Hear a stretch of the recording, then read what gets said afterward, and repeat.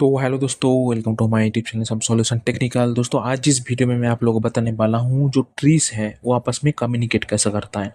तो दोस्तों, साइंटिस्ट लोगों ने एक चीज़ डिस्कवर किया अमेजन रेन फॉरेस्ट में, जिसको बोला जाता है द ट्री कम्युनिकेशन नेटवर्क।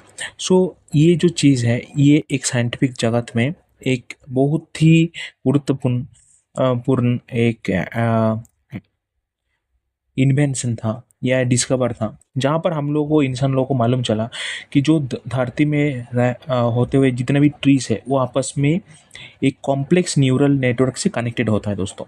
और एक ट्री दूसरे ट्री को अपना सब्सटेंस पहुंचाता है, उसको उससे बात करता है, उसको डिफरेंट टाइप का सर्वाइवल स्टैटिक्स सिखाता है कैसे सर्वाइव करना है, और एक ही कम्युनिटी में ग्रो होता है। तो ये एक बहुत बड़ा साइंटिफिक डिस्कवरी हुआ। तो आज इस वीडियो में मैं आप लोगों को इसी के बारे में बताने वाला हूँ। तो चलिए दोस्तों, शुरू करते हैं वीडियो। तो लेट्स गेट स्टार्टेड। तो दोस्तों, वीडियो शुरू करने से पहले हम लोग जान लेते हैं WWW के बारे में। तो ये दोस्तों वर्ल्ड वाइड वेब नहीं है, ये है वुड वाइड वेब। डॉक्टर सुजानी सीमार्ट इन्होंने ये चीज़ को डिस्कवर किया, और इन्होंने एक आप जो अपना रिसर्च कंडक्ट किया उसमें ये पाए कि जो ट्री है ये आपस में एक कनेक्शन के थ्रू कम्युनिकेट करता है और कोलेबोरेट करता है। डिफरेंट टाइप का यू कैन से मतलब बातें करते हैं आपस में, और एक पूरा ही अंडरग्राउंड सिस्टम यहीं पर चलता है जो है रूट के जरिए एक दूसरे को कम्युनिकेशन और डिफरेंट टाइप का यू कैन से जो सर्वाइवल थिंग्स है उसको पहुंचाना, कोई मिनरल्स पहुंचाना, ये सब चीज़ें होता है। तो बेसिकली यहाँ पर ट्रीज जो है प्राइमरी कम्युनिकेटर है, और एक यहाँ पर नेटवर्क है उस सब नेटवर्क के साइड बाय साइड, वो है फंगल नेटवर्क। तो फंगल नेटवर्क असल में क्या है कि ये जो ट्री है उसके साथ ही चलता है पैरेलली। और ये सब नेटवर्क बेसिकली बनाया गया रिसोर्स शेयरिंग के लिए और आपस में कम्युनिकेट करने के लिए। जैसे मान लीजिए कोई न्यूट्रिएंट्स है उसको शेयर करने के लिए, कई जगह में वाटर क्वांटिटी ज़्यादा है तो वहाँ से वाटर को लेके ऐसा जगह में ट्रांसफ़र करने के लिए जहाँ पर वाटर क्वांटिटी कम है। तो इससे क्या होता है कि जो ट्री है वो आपस में ग्रो करेंगे एक कम्युनिटी के हिसाब से। अभी मान लीजिए किस जगह में कोई भी बंदा पेड़ काट रहा होता है तो उस जगह में एक वार्निंग मैसेज मतलब दूसरे ट्री को पहुंचाने के लिए कि इस जगह में कुछ प्रॉब्लम हो रहा है, तो इस सब के लिए ये पूरा ही नेटवर्क चलता है। तो दोस्तों, जब अमेजन रेन फॉरेस्ट में जहाँ पर ट्री को काटा जाता है वहाँ पर क्या होता है, वो ट्री जब ट्री काट जाता है तो एक वार्निंग मैसेज सारे ट्री को सेंड करते हैं कि इस जगह में डेंजर अवेलेबल है। तो ये सब चीज़ें साइंटिस्ट लोगों ने पाया अपने डिस्कवरी के थ्रू। और ये जो पूरा नेटवर्क है ये पूरा सिस्टम को बोला जाता है माई कोरी हेजल नेटवर्क। ये जो माई कोरी हेजल नेटवर्क है, इस इसमें क्या होता है कि ये एक टाइप का सिम्बायोटिक रिलेशनशिप होता है जो हमारा फंगी है और प्लांट का रूट्स के बीच में। ठीक है, अभी डिफरेंट टाइप का प्लांट आपस में भी कम्युनिकेट करते हैं। कभी कभी सेम टाइप का प्लांट कम्युनिकेट करता है, ऐसा नहीं है। जो 90% लैंड का मतलब हमारी धरती में जो 90% प्लांट है ये सारे लोग एक दूसरे के साथ कम्युनिकेट कर कर पाते हैं। और उसके साथ साथ जो फंगस है वो भी कम्युनिकेट कर पाता है इन इन प्लांट का जो रूट सिस्टम है उसके थ्रू। तो इसमें क्या है देखा जाता है कि जो फंगस का जो नेटवर्क है और जो हमारे ट्री का जो नेटवर्क है उन दोनों के बीच में एक हार्मनी है जो। और ये मेनली होता है रूट के थ्रू, मतलब जो पेड़ का शिकर होता है उसके थ्रू ये चीज़ होता है। और बेसिकली इससे बहुत सारे पेड़ को फ़ायदा मिलता है, न्यूट्रिएंट्स एब्जॉर्ब होता है, न्यूट्रिएंट्स को दिया जाता है। और इससे क्या होता है कि सॉइल में जो वाटर क्वांटिटी है उसको भी सही से मैनेज मैनेज हो पाता है। अभी बात करते हैं न्यूट्रिएंट एक्सचेंज के बारे में। तो दोस्तों, जो माई कोरी हेजल नेटवर्क है इसके थ्रू जो ट्रीज है ये आपस में क्रिटिकल रिसोर्सेज जैसे कार्बन, नाइट्रोजन, फास्फोरस ये सबको शेयर कर पाते हैं। और उसके साथ साथ ये जो ट्री है ये अपना 40% जो कार्बन है वो दूसरे ट्री को भी दे पाते हैं।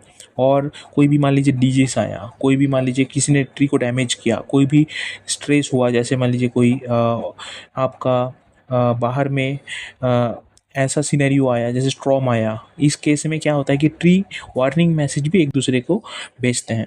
तो मोस्टली ये 3 टाइप से डिफाइन किया जाता है। फर्स्ट है कार्बन फ्लो, जिस केस में क्या है कि जो बड़े-बड़े ट्री होता है वो अपना कार्बन को शेयर करता है दूसरे ट्री के ग्रोथ के लिए। सेकंड है न्यूट्रिशन सपोर्ट, इसमें क्या होता है नाइट्रोजन और फॉस्फोरस को शेयर किया जाता है एक ही कॉलोनी के अंदर, ट्रीज का कॉलोनी के अंदर, जिससे क्या होता है कि सेम टाइप का ट्री ग्रो हो पाए और दूसरे जो ट्री जो कमज़ोर है उसको ग्रो होने में मदद हो। और तीसरा है दोस्तों डिस्ट्रेस हैड, इसमें क्या है जो ट्री खराब हो चुका है या जो ट्री मरने के कगार पे है उसको क्रिटिकल रिसोर्स प्रोवाइड किया जाता है दूसरे ट्री के द्वारा, जिससे वो फिर से ग्रो हो पाए। और इससे क्या होता है जो ट्री का एक नेबर बनता है और ट्री में जो सर्वाइवल इंस्टिंक्ट है वो बढ़ जाता है। तो ये जो चीज़ है ये देखा गया। अभी बात करते हैं केमिकल सिग्नलिंग।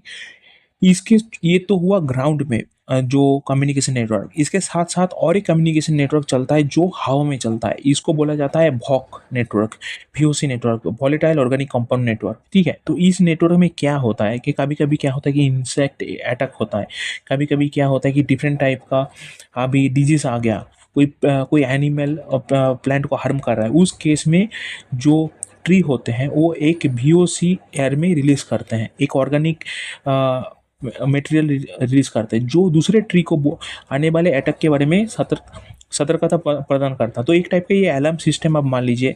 और इसके थ्रू क्या होता है कि मान लीजिए पेस्ट अलर्ट इसको भी बोला जाता है, जैसे मान लीजिए कोई किसी ट्री में कीड़ा लग गया तो वो एक टाइप का VOC सेंड करेगा, जिससे क्या होगा कि दूसरे ट्री उसके बारे में जान के पहले से ही खुद को प्रिवेंट कर लेगा। तो ये वाला सीन को बोला जाता है हार्बीवोर डिफेंस। तो ये हार्बीवोर डिफेंस मैकेनिज्म ट्री के अंदर बहुत ही ज़्यादा पाया जाता है और ये चीज़ डिस्कवर हुआ अमेजोन रेन फॉरेस्ट पे। और ये एक बहुत ही बड़ा डिस्कवरी था जो मतलब जो फॉरेस्ट और इकोलॉजिकल साइंटिस्ट है उनको एक प्रॉपरली एक चीज़ प्रदान किया, जिसमें वो जाने मतलब वो लोग जान पाए कि कैसे एंजाइम काम करता है, ट्रीज का एंजाइम काम करता है जो एनिमल को या पेस्टिसाइड को डिफेंड कर पाए। क्योंकि जंगल में कोई भी पेस्टिसाइड कंट्रोल नहीं होता, वहाँ पर ट्री ही खुद से खुद पेस्टिसाइड को कंट्रोल करता है, कीड़े मकोड़ों को ट्री ही कंट्रोल करता है। तो इस केस में ये वाला जो केमिकल सिग्नलिंग सिस्टम है, ये बारे चीज़ के बारे में साइंटिस्ट को जानकारी मिला। अभी बात करते हैं इन लोग का डिफेंस का मैकेनिज्म, इसको पिरामिड डिफेंस भी बोला जाता है। तो इस केस में क्या होता है, फास्ट है अगर मान लीजिए किसी जगह में प्रॉब्लम हुआ तो फास्ट उस जगह के में केमिकल सिग्नल ट्रिगर किया जाएगा एक किसी भी ट्री के द्वारा, और फिर वहाँ पर ट्री क्या करेगा अपने आप को डिफेंसिव कंपाउंड बनाने में प्रोसेस ज़्यादा करेगा। जब वो बन जाएगा तो tree different kind of pesticide बनाएगा खुद से, जैसे जिसको बोलते हैं सेलाइक एसिड। तो इस टाइप का पेस्टिसाइड कंट्रोल बनाएगा जो छोटे छोटे एनिमल और कीड़े मकोड़ों का हार्म करेगा। और उसके बाद सारे ट्री है वो आपस में ये चीज़ को शेयर करेंगे और एक सिस्टमेटिक रेजिस्टेंस प्रदान खुद को कर लेंगे, और एक टाइप का ये जो आने वाले अटैक है उससे बच जाएंगे। तो इस टाइप से ये पूरा डिफेंस मैकेनिज्म काम करता है। बात करते हैं ह्यूमन इम्पैक्ट के बारे में। दोस्तों हम सारे लोग जानते हैं कि हम इंसान लोगों ने बहुत सारे पेड़ को काटा है, तो जो हमारा इम्पैक्ट है ये फॉरेस्ट में कैसे कम्युनिकेशन नेटवर्क को अफेक्ट करता है, तो इसके बारे में हम लोग जान लेते हैं। दोस्तों जो इंसान होता है वो कोई भी ट्री को अगर काटता है और कोई भी ट्री को अगर उसके ऊपर आग जला देता है और उसको डिस्ट्रॉय करता है, उस केस में क्या होता है कि उसी आने वाले फॉरेस्ट में बहुत सारे ट्री के अंदर ये चीज़ फैल जाता है, एक वार्निंग अलर्ट मैसेज फैल जाता है। तो इसमें क्या होता है और एक केमिकल फैल जाता है जिसकी वजह से ये सारे ट्री आपस में खुद का एक डिफेंड करने के लिए एक प्रॉपरली कम्युनिकेशन नेटवर्क को इस्टेब्लिश करते हैं।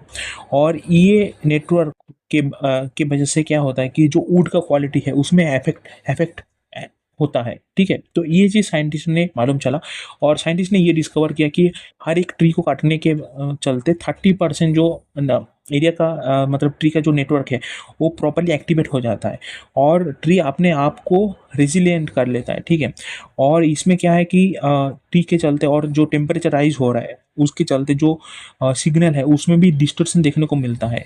ठीक है, जिससे क्या होता है कि ट्री जो होता है ट्री सही से प्रॉपरली अपना जो कम्युनिटी है उसको ग्रो नहीं कर पाता। तो एक ह्यूमन का एक बहुत ज़्यादा एक्टिविटी के चलते ये जो फॉरेस्ट का पूरा नेटवर्क होता है वो डिस्टर्बेड होता है। अब बात कर लेते हैं इसके हम लोगों साइंटिस्ट लोगों को या हम इंसान लोगों को क्या जानने को मिला। इसे हम लोग जानने को ये मिला कि बायोडाइवर्सिटी के बारे में।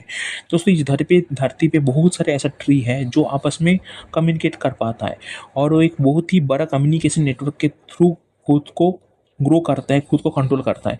तो ये पूरा सीन को बोला जाता है बायोडाइवर्स डाइवर्स मैकेनिज्म। और इसके थ्रू वो लोग खुद को एडेप्टिव करते हैं जो आने वाले कुछ भी खतरे के, और खुद को नेचर के साथ सिंक में रखते हैं। लेकिन अभी इंसान के चलते ये जो पूरा नेटवर्क है इसमें इसमें प्रभाव पड़ रहा है, जिसकी वजह से क्या हो रहा है कि जैसे काटिंग हो गया, कोई भी चीज़ें को मान लीजिए डिस्ट्रॉय करना, कोई भी ट्री को डिस्ट्रॉय करना हो गया, इससे क्या होता है कि पूरा नेटवर्क में प्रॉब्लम क्रिएट होता है। और इससे फ्यूचर में जो ट्री का और फॉरेस्ट का जो हेल्दीनेस है वो खराब होता है, और इसी इकोसिस्टम दोस्तों धीरे धीरे खत्म होते जाता है, जिससे एनवायरमेंटल चैलेंजेस ज़्यादा आता है।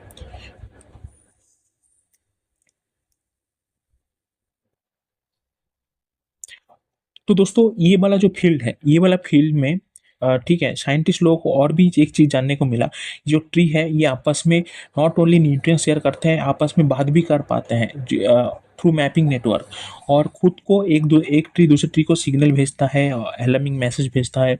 और ये जो डिस्कवरी है इससे हम लोगों को मालूम चला कि जो ट्री का इकोसिस्टम है इसको कैसे रिस्टोर किया जा सकता है। और एक चीज़ मालूम चला जो है फंगस के बारे में। फंगल कैसे एक फंगल दूसरे फंगल को अलार्म सिग्नल भेजता है, वो भी हम लोग मालूम चला। और इससे एक पूरा ही इकोलॉजिकल सिस्टम के बारे में हम लोगों को मालूम चला, जैसे कैसे फॉरेस्ट इकोसिस्टम काम करता है। तो दोस्तों आशा रखते हैं वीडियो आपको अच्छा लगा होगा। तो चलिए दोस्तों नेक्स्ट मिलते हैं नेक्स्ट वीडियो में। तो दोस्तों थैंक्स फॉर वॉचिंग।